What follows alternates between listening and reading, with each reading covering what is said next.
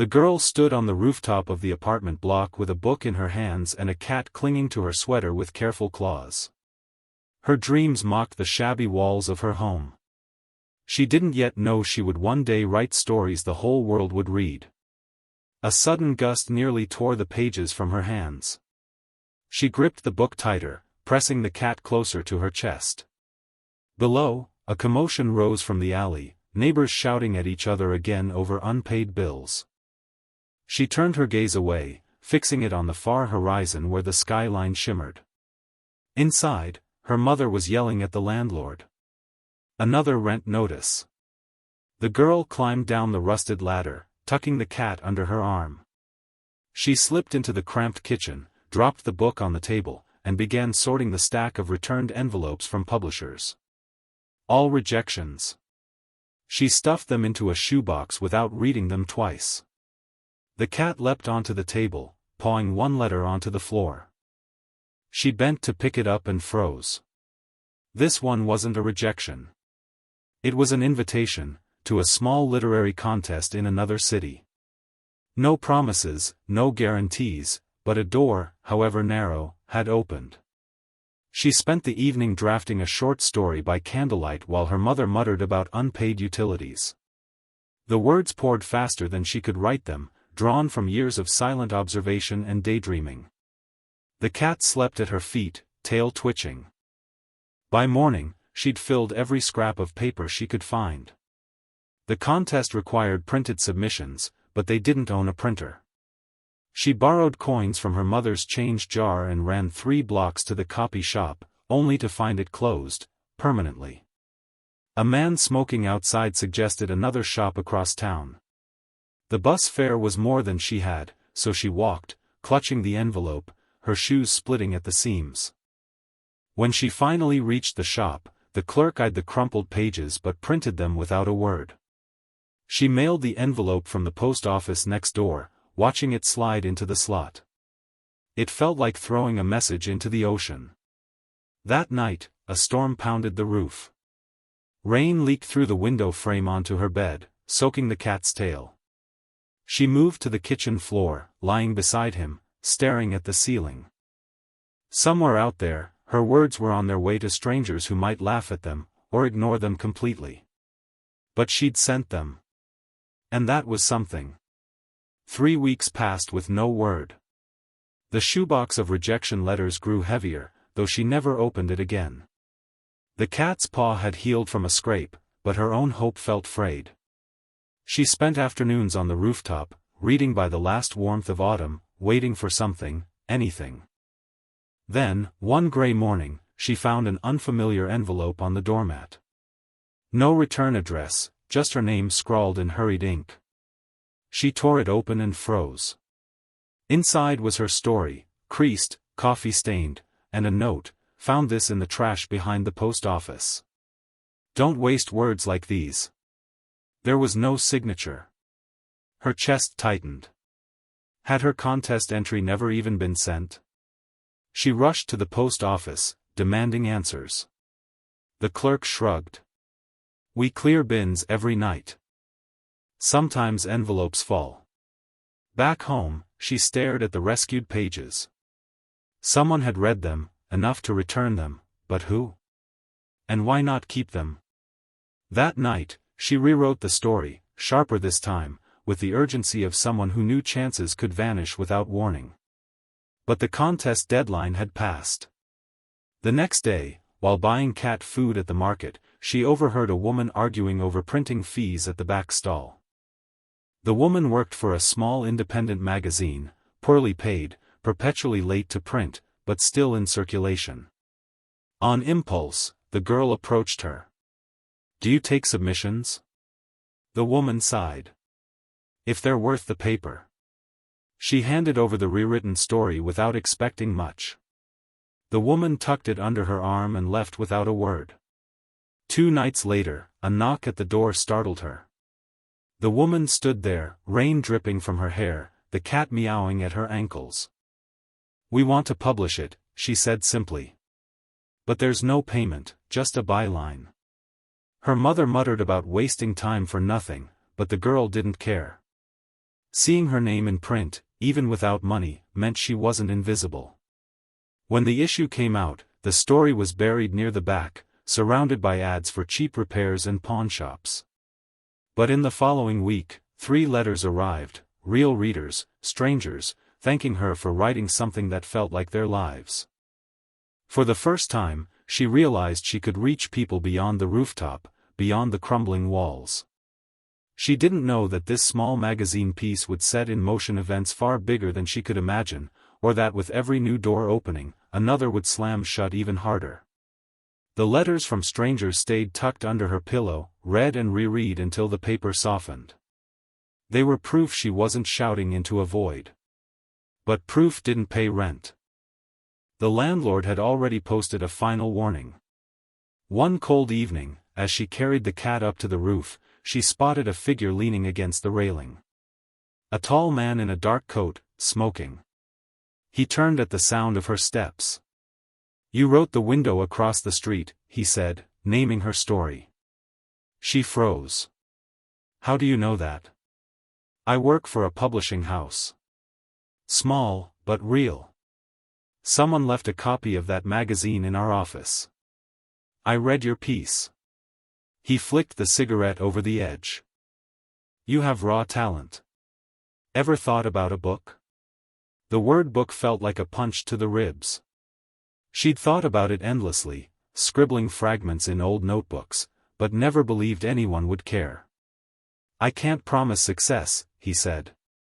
"But we're opening a new line for young authors. We pay advances. Enough to keep the lights on while you write." An advance sounded like salvation. But the contract he slid across the rooftop bench the next day was thick, dense with clauses she barely understood. Her mother warned, people don't give money for nothing. Still, the idea of holding her own book was too powerful. She signed. The first weeks felt like a dream, days spent writing in cafes, nights editing with the cat curled beside her. The man checked in often, praising her progress but urging more drama, more market hooks. Then came the first rewrite request: remove 2 chapters she loved, add a sensational subplot that felt false. "It's what sells," he insisted. Her stomach twisted, but she complied. Each change chipped away at the story she'd imagined. The book began to feel like a stranger's work. When the draft was done, he promised a spring release, if she could also handle her own promotion. Interviews, readings, social events. For someone who'd barely left her neighborhood, it was terrifying. The cat became her anchor in the chaos, riding in her bag to meetings, a silent witness as her voice wavered under fluorescent lights. Then, just as the cover design was finalized, an email arrived. The publisher was cutting half their upcoming titles due to financial restructuring. Her book was on the maybe list. She read the email 3 times, pulse hammering. The contract tied her rights to them for 2 years. If they dropped her now, she couldn't take the book anywhere else. And they would decide in a week. The week stretched like wire pulled to snapping point. Every day she checked her inbox, refreshing the page until the screen blurred. The publisher sent nothing. No updates, no reassurance. Just silence. Her mother pressed her to look for real work. The landlord circled like a hawk, knocking twice to remind her the rent clock was still ticking. Even the cat sensed the tension, shadowing her from room to room. On the 3rd day, she forced herself to write anyway. If the book died, she'd still have words. But each sentence felt like dragging a stone uphill, the doubt crushing her rhythm. That night, a message finally came, not from the publisher. An unknown number texted, "I can help you keep your book alive. Meet me tomorrow. Noon. Café Amara. Don't tell anyone." She almost deleted it. It sounded like a scam. But curiosity gnawed at her. She went. The café smelled of burnt espresso and damp coats. In the corner sat a woman in her 50s, hair streaked with silver, eyes sharp behind thick glasses. I used to work at your publisher, the woman said before introductions. They're cutting your book to free budget for a celebrity memoir. That decision's already made. You have 5 days before they send the termination notice. The girl's pulse thudded. Then it's over. Not if you act fast. The woman slid a USB drive across the table. This has every draft you've sent them. Use it to finish your book on your own. Self-publish before they pull the plug. If you release first, the contract loophole keeps your rights. It sounded impossible. She had no budget, no marketing, no printing contacts. But the woman's tone was calm, almost amused. You have an audience. Small, but loyal. If you move now, you might surprise them. She left the cafe with the drive burning a hole in her pocket.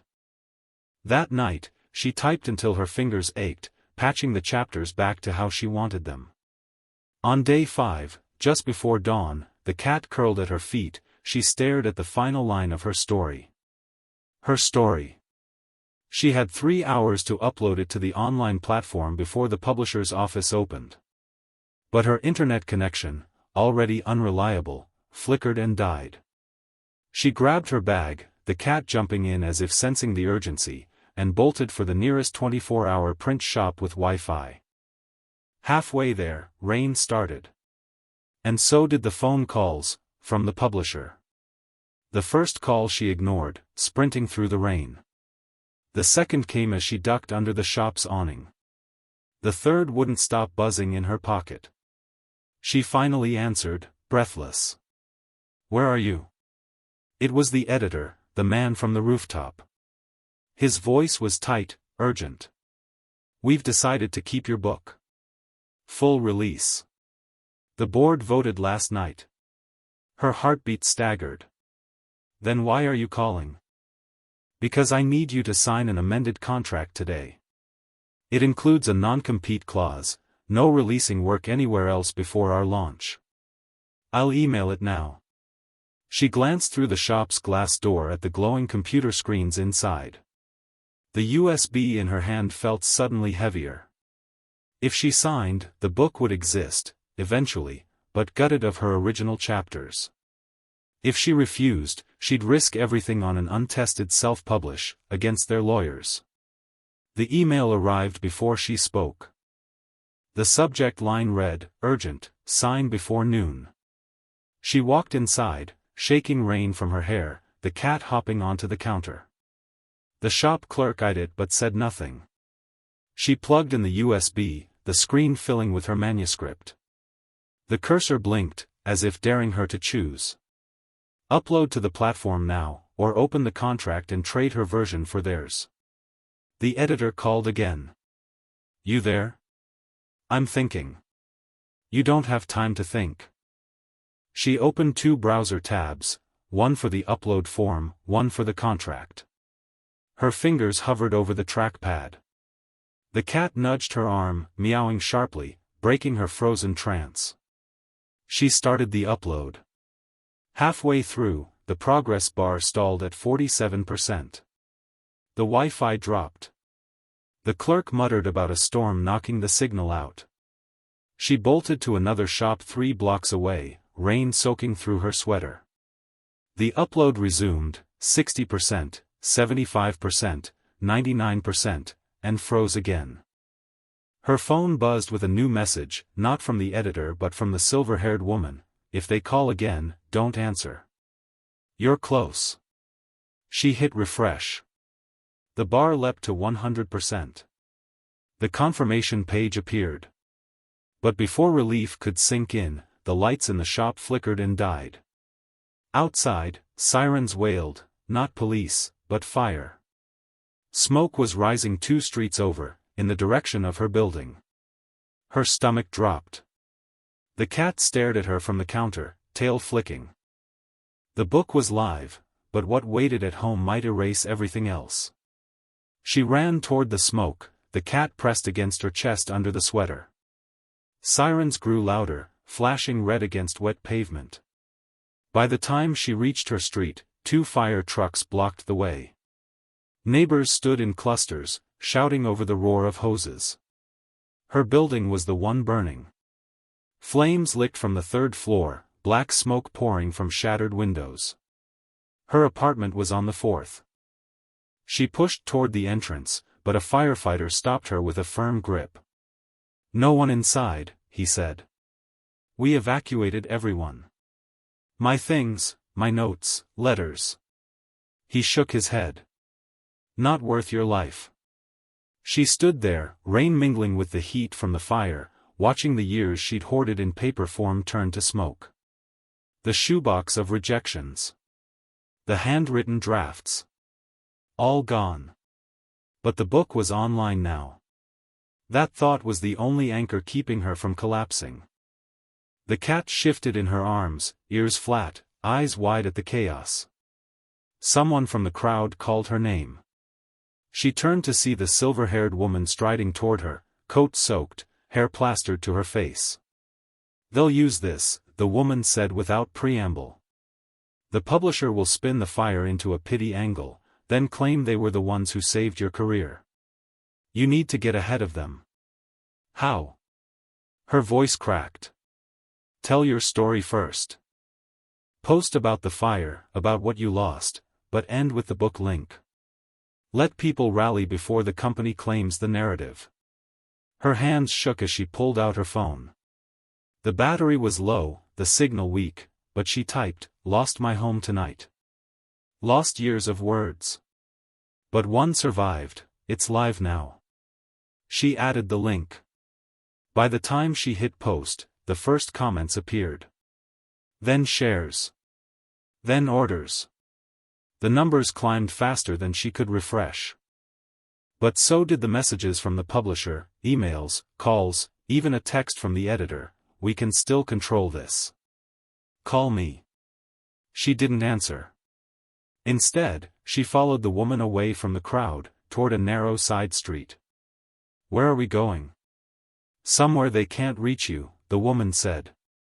The rain was heavier now, masking the sound of footsteps behind them.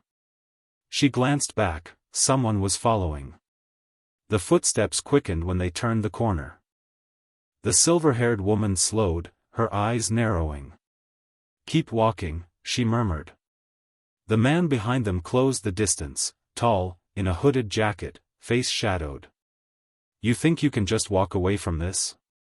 His voice was low but edged with fury. The girl froze.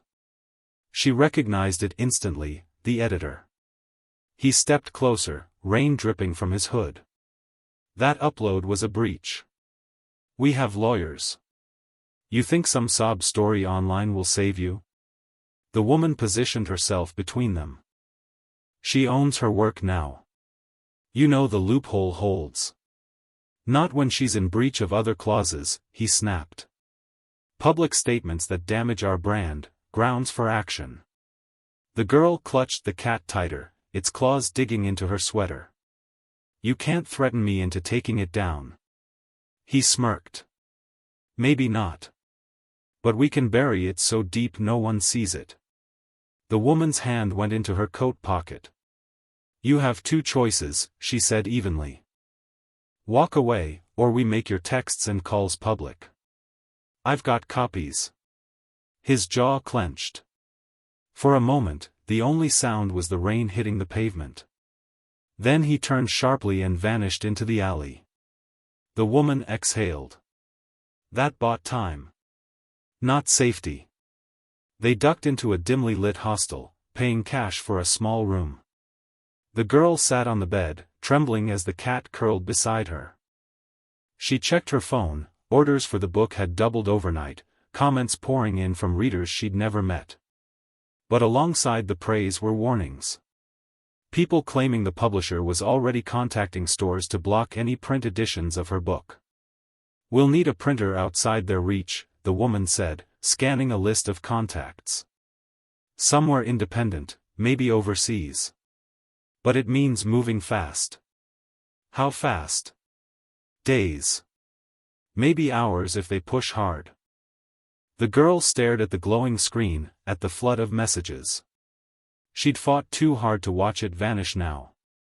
Outside, the rain finally stopped, leaving the streets glistening.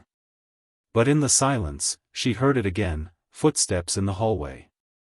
Slow, deliberate, stopping right outside their door. The knock came, 3 slow raps, deliberate enough to freeze her in place. The silver-haired woman pressed a finger to her lips, motioning toward the single bare light bulb swinging overhead. Another knock. The cat's ears flattened, its body rigid against her side. The woman moved to the door, silent, peering through the peephole. Her shoulders stiffened. "Not him," she mouthed. She gestured for the girl to back away. Then, without warning, the door handle twisted. The woman slammed her weight against it. "Occupied," she shouted. But the pressure from the other side didn't ease. The girl grabbed her phone, thumb hovering over emergency call, when a voice slipped through the crack, "You don't know what you've started." She recognized it, one of the publisher's board members, his tone oddly calm. "You've drawn attention from people you don't want watching." The handle released. Footsteps retreated down the hall. The woman locked the door, then pulled the curtains tight. "We leave at first light," she said. "They're not after the book anymore. They're after the disruption it's causing." Sleep was impossible. She lay on the bed, the cat purring faintly beside her, mind replaying every choice she'd made.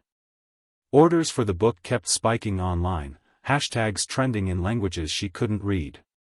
At dawn, they slipped out through the back door of the hostel, heading toward the bus station.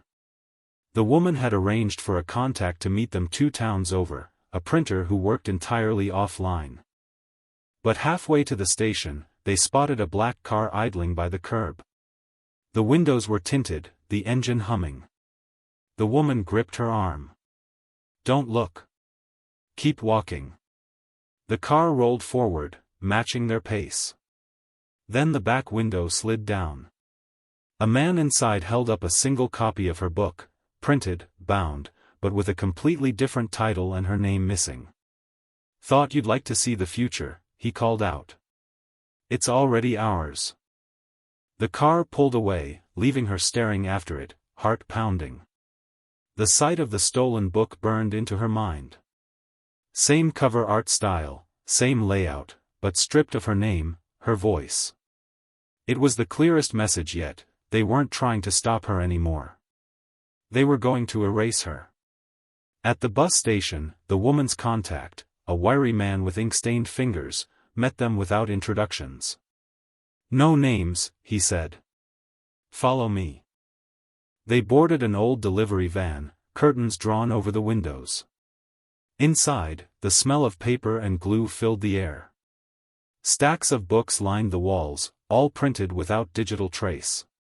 "You get me a file," the man said, "I get you 100 copies by tomorrow. Cash only.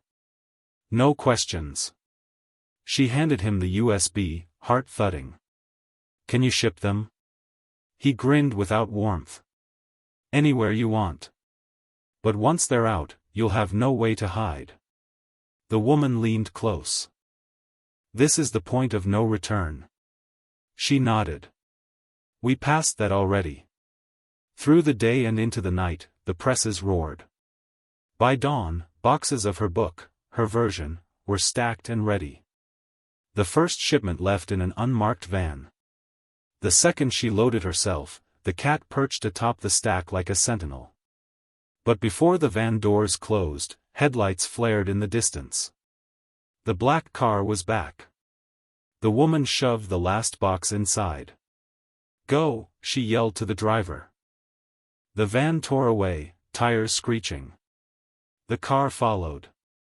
For blocks, they weaved through narrow streets, the boxes shifting with every turn. Finally, they reached the train yard. The driver jumped out, hauling the boxes onto a freight car already rumbling forward.